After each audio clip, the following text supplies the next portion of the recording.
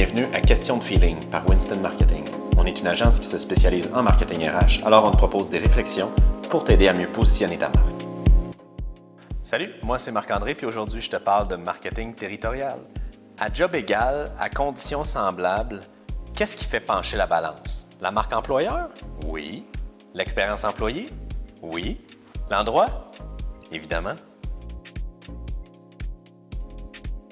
Une relation employeur-employé, ça vient avec une multitude de facteurs.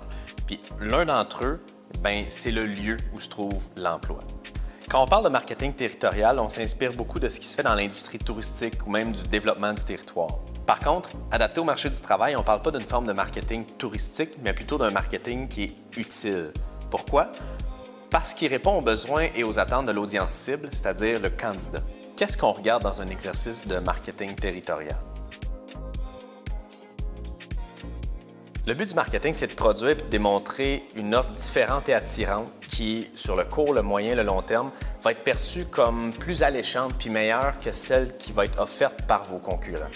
Pensez donc à ce qui distingue durablement votre contexte géographique de celui des autres employeurs, que ce soit la qualité des écoles, les zones vertes, les infrastructures sportives, la disponibilité d'un transport en commun, des institutions qui sont reconnues, des taxes plus basses, le coût du marché immobilier. Il y a une foule de facteurs qui peuvent distinguer votre zone géographique de d'autres zones géographiques qui sont celles de la compétition. On peut promouvoir une multitude de choses. On peut aussi laisser le soin à des organismes publics ou parapublics de faire une partie du travail pour nous.